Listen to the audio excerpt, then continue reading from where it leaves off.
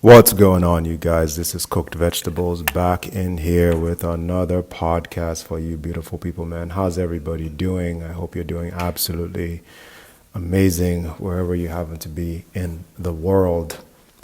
The title of today's podcast is going to be The Characteristics of Retainers Who Seek Purity. Through my journey of striving towards attaining masculine purity, I have closely monitored the changes in my demeanor and character. I have also studied the lives of the few honorable present-day men who have chosen a similar path, as well as the lives of the luminaries that came before us. Through observation, a pattern of behavior and character traits started to emerge as a common thread held by all of these men. In addition, I found that the depth to which these character traits were embedded in each man was often proportional to his level of commitment and experience on the sacred path. Let's explore some of these characteristics of long-term retainers seeking masculine purity.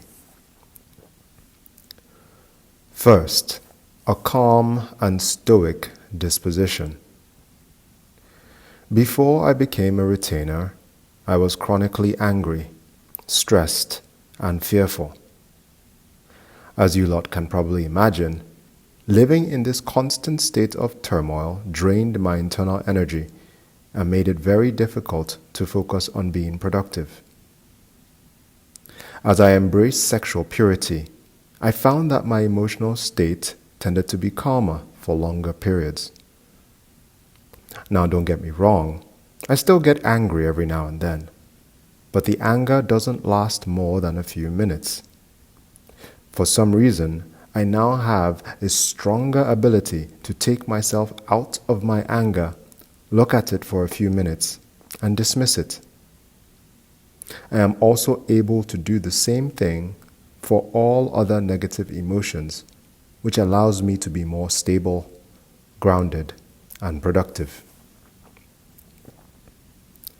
Next, a heightened intuition which leads to a no-nonsense attitude. There is something about retainers that just makes most of them intolerant to rubbish. I think it is because your intuition gets so hyperactive and accurate that you often know what the real truth is without having to look at all the facts or hear both sides of the story. All a retainer often has to do is immerse himself in any given situation and then stay quiet for a few minutes, and God will often present him with the answer in a clear and authoritative tone. As a result of your increased confidence in knowing that God always tells you the truth, you become less likely to tolerate long stories and BS. You become a lot more prone to cutting to the chase and solving problems without all the usual and unnecessary time-wasting fluff.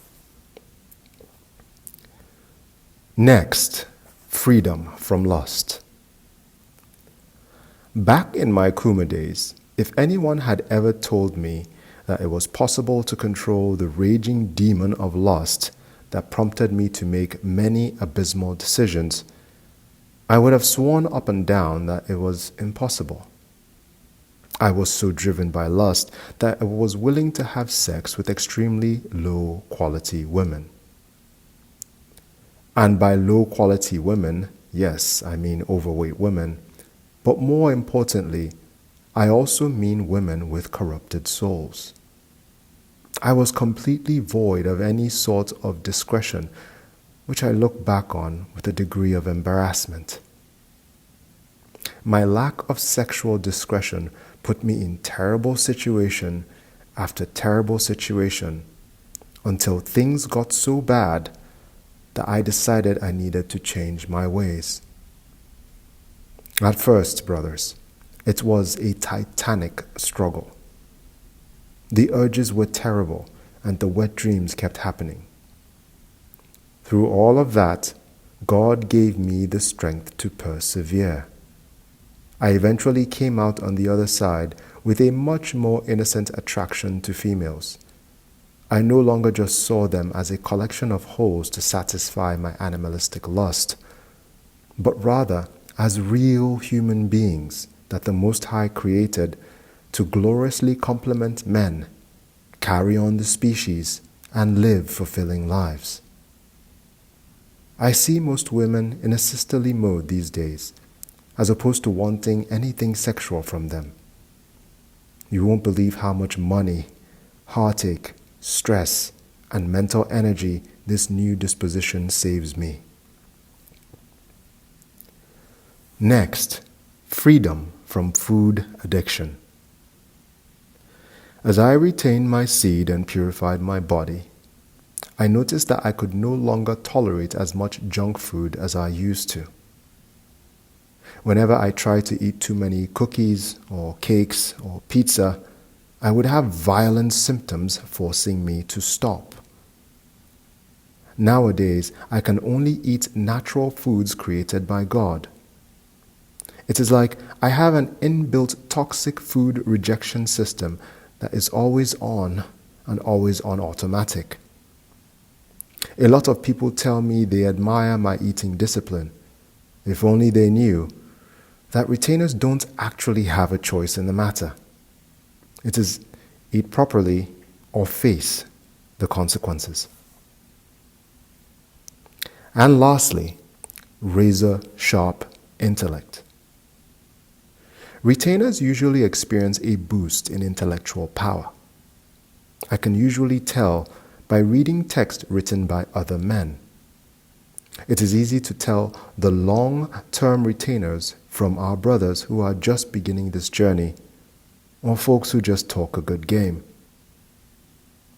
All of that energy that was being wasted to black screens and disgusting images gets repurposed for more productive things like bolstering your thinking capacity and memory.